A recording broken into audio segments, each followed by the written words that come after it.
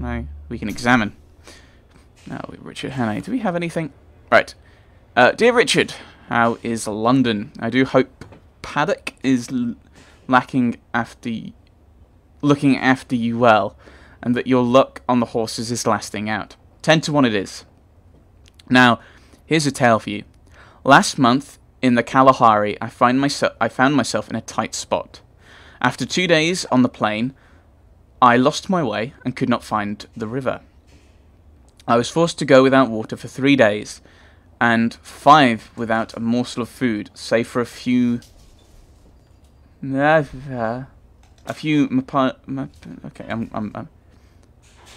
I don't want to... What? No! Oh no. Mapani worms, an excellent source of protein, which steered me away from starvation. I'm doing this from here. Then I ran into an old chief to whom I owed money. Because of my debt, he refused to help me, so I had to continue on my feet. The desert is not kind to any man, but I made it out, and a man in Tanganyika. Okay. Oh, previous. Ah, no. Right. Okay, I'm stop being silly. Stop being silly. But I made it out, and a man in Tanganyika sold me a Rhodesian Ridgeback, which will be my partner in my future hunts. I have named the animal Shaka after the old Zulu chief, and will take him to the Congo with me, where I go for the elephants. I plan to leave next week if I can get my new rifle finishing time. Yours, Peter Pena. Okay. Right. Can I look at someone else's? Can I be really, really mean? And no. Looks like not. Right. Ascend. Open. I'm hoping this is our room. Draw the symbols as they appear. So, draw. No. Okay. That's a bit bizarre and interesting. Okay, everything's gone sepia. Paddock, that's me home. I'll be heading out for dinner. Uh-oh. No reply? We collected Paddock. I hate servants on the premises, so I had a fellow to look after me. Oh, what? Look after me who came in by the day. He arrived before 8 o'clock every morning, and used to depart at 7, for I never dined at home. Okay, so we got like a servant in the apartment type thingy.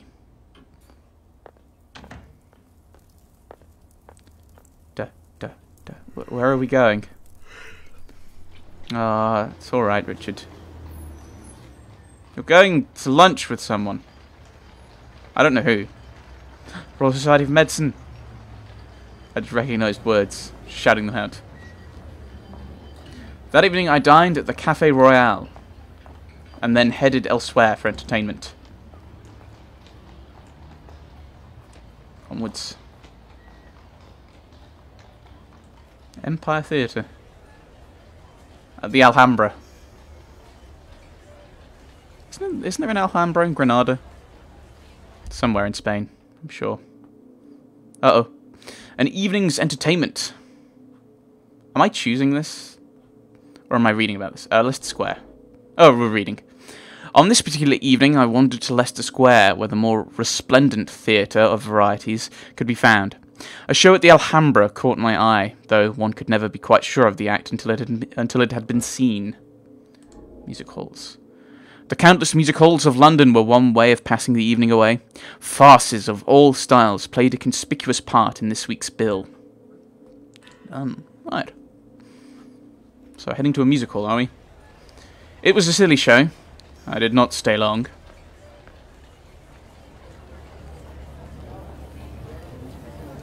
Right, so you bit comic. I think this guy's obviously very serious and grumpy.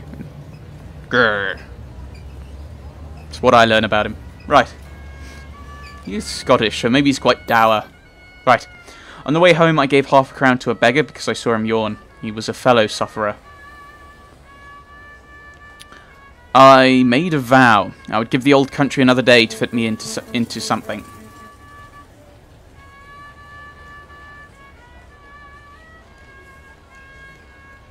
Those don't look like... yeah. That's not like a proper night sky, is it? If nothing happened, I would take the next boat back to the Cape. Okay, so I'm guessing we finished that vent. Yes, right. Continue story onto an unlikely visit. Resolved to leave England for the Cape. Annie's outlook changes as a mysterious visitor drops by. I should probably just click the continue story. That would probably make a lot more sense, wouldn't it? Monday, 18th of May, 1914, Wimpole Street, London. Don't know where that is. Oh, that's our apartment. Brilliant. So we're heading in? Probably? I'm hoping that's us putting the light on. Open. Do I have to do this really weird jiggly thing again? Hey, hello? Can I speak to you? May I come in for a minute? He's American. Or he has an American accent. So I'm assuming he's American. I recognised him as the occupant of a flat on the top floor with whom I had passed the time of day on the stairs. Only passed the time of day. He was slim, with a short brown beard and small, gimlety eyes. Whatever that means. His hand was pawing at my arm. I motioned him in. Oh, I don't need to do the silly, squiggly thing. I can just move. Click. Click. I can just click on it and it'll advance. Okay. No sooner was he over the threshold than he made a dash from my back room, where I used to smoke and write my letters. Then he bolted back. Is the door locked? Oh. Should be. Now everyone's going to know we're up to something if the light's on. The only light on in the room. In the building. At least on the front. How's it a back room if it's on the front? He filled himself a stiff whiskey and soda and drank it off in 3 gulps.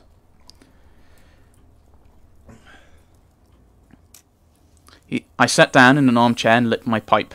This is quite a 3-pipe problem. I was pretty certain that I had to deal with a madman. Hello! I'm very sorry. It's a mighty liberty, but you look like the kind of man who would understand. I've had you in my mind all this week when things got troublesome. Say, will you do me a good turn? I'll listen to you. That's all I'll promise. Pardon. I'm a bit rattled tonight. You see, I happen at this moment to be dead. What does it feel like? A smile flickered over his drawn face. I'm not mad. Yet. Say, sir, I've been watching you, and I reckon you're a cool customer. I reckon, too, you're an honest man and not afraid of playing a bold hand. I'm gonna confide in you. I need help worse than any man ever needed it. I want to know if I can count you in. Probably. Well, yes, otherwise there wouldn't be a game. One assumes. Get on with your yarn and I'll tell you.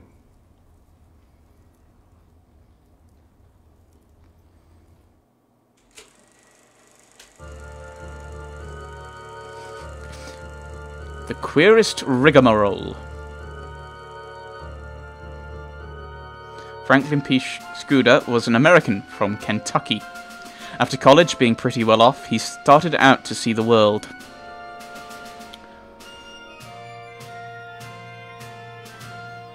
Okay, so he comes over to... goes to Germany. Down to Greece.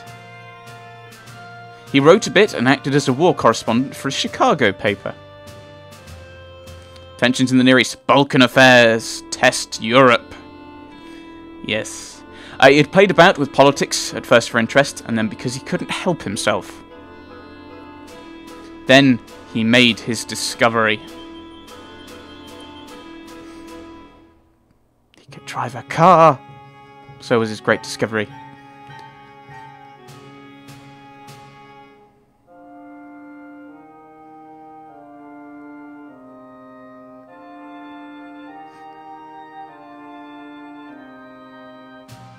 He's sneaking. Very badly, but it looks like he's sneaking. He's invisible. No, he was just hiding behind a tree. Way behind all the governments and the armies, there was a big subterranean movement going on. engineered by some very dangerous people.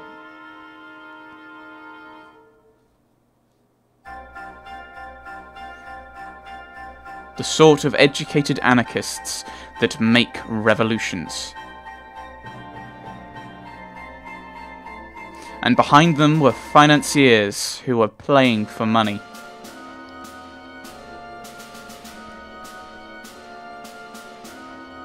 They wanted Russia and Germany at loggerheads. Yes, loggerheads, yes. Everything would be in the melting pot, yes, Star Wars. Right, the anarchists looked to see a new world emerge, while the capitalists would make fortunes by buying up wreckage. And Scudder himself convinced that Jewish men were behind it all. Had himself convinced that Jewish men were behind it all. There we go. That's what it said. On the 15th day of June, Konstantin Karolides is coming to this city.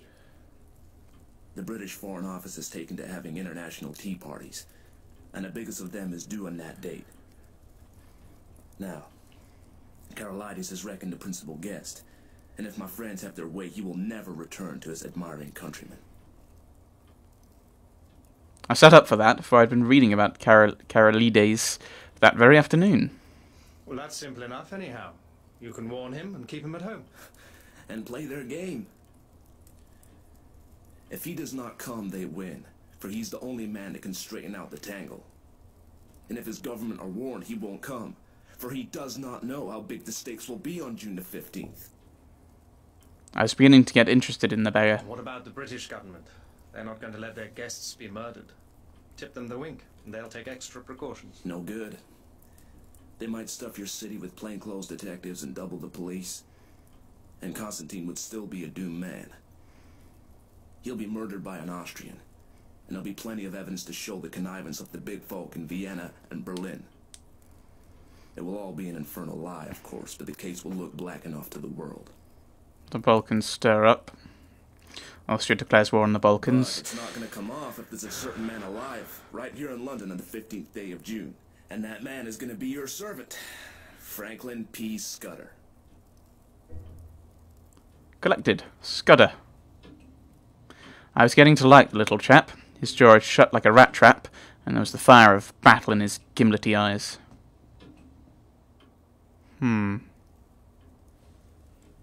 Where did you find out this story?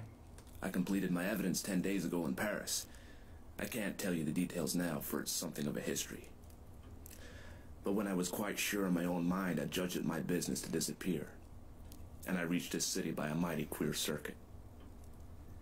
Till yesterday I thought I had muddied my trail some, and was feeling pretty happy. Then... The recollection seemed to upset him, and he gulped down some more whiskey. Then I saw a man standing in the street outside this block. I used to stay close in my room all day, and only slip out after dark for an hour or two. I watched him for a bit from my window, and I thought I recognized him. He came in and spoke to the porter. When I came back from my walk last night, I found a card in my letterbox. Uh-oh. It bore the name of the man I want least to meet on God's earth. Bob. I think that the look in my companion's eyes, the sheer naked scare on his face, completed my conviction of his honesty. What did you do next? I realized I was bottled as sure as a pickled herring, and that there was only one way out. I had to die. If my pursuers knew I was dead, they would go to sleep again. How did you manage it?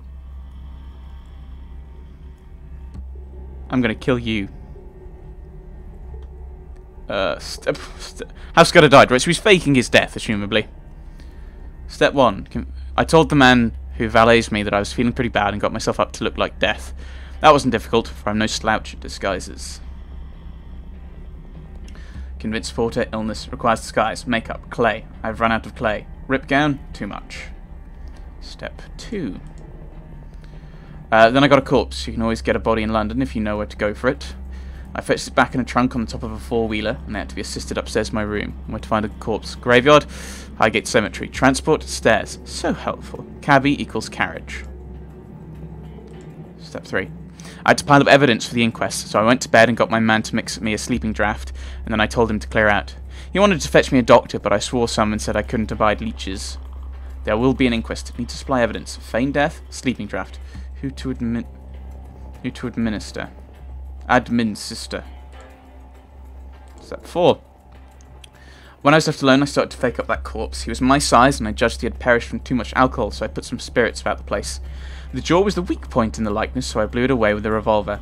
I dare say there'll be somebody to swear having heard a shot, but there are no neighbours on my floor, and I guessed I could risk it. His jaw is a problem. My options are limited. A gun? Neighbours. Not a great deal of choice. We'll make one loud bang. Not a great deal of choice. Step 5. I left the body in bed, dressed up in my pyjamas, with a revolver lying on the bedclothes and a considerable mess around. Then I got into a suit of clothes, so I'd kept waiting for emergencies. I didn't dare shave for fear of leaving tracks, and besides, it wasn't any kind of use for my trying to get into the streets. Final checklist. 1. Dress body. 2. Place revolver. 3. Change. 4. Leave no trace. Okay.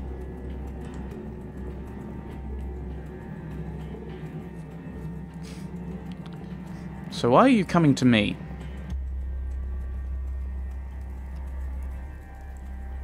I had you in my mind all day, and there seemed nothing to do but to make an appeal to you.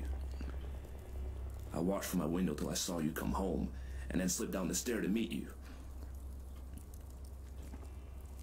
He sat blinking like an owl, fluttering with nerves and desperately determined. But why are you here, man? I guess you know about as much as me of this business. Thanks. I'm now a target too. Pouring myself a drink. Putting the stopper back in. And picking up a drink. I was now pretty well convinced that he was going straight with me. It was the wildest, there we go. It was the wildest sort of narrative, but I'd heard in my time many steep tales which had turned out to be true. And if he had wanted to get a location in my flat and then cut my throat, he would have pitched a milder yarn. Hand me your key, and I'll take a look at the corpse. Excuse my caution, but I'm bound to verify a bit if I can. I reckon you'd ask for that. But I haven't got it. It's on my chain on the dressing table. I had to leave it behind, for I couldn't leave any clues to breed suspicions. Yep, makes sense. The gentry who are after me are pretty bright-eyed citizens. You'll have to take me on trust for the night, and tomorrow you'll get proof of the corpse business right enough. I thought for an instant or two. Right. I'll trust you for the night. I'll lock you into this room and keep the key. Just one word, Mr. Scudder. I believe you're straight. But if so be you are not, I should warn you that I'm a handy man with a gun. I haven't the privilege of your name, sir, but let me tell you that you're a true gentleman. Now, I'll thank you to lend me a razor.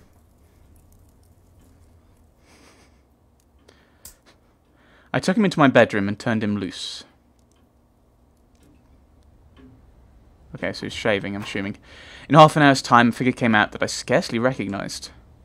Oh yeah, because he had his beard, didn't he? My hat, Mr. Scudder.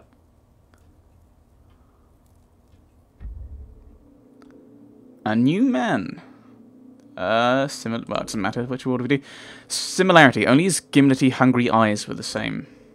Differences. He was the very model, even to the brown complexion, of some British officer who had had a long spell in India. He was shaved clean, his hair was parted in the middle, and he had cut his eyebrows.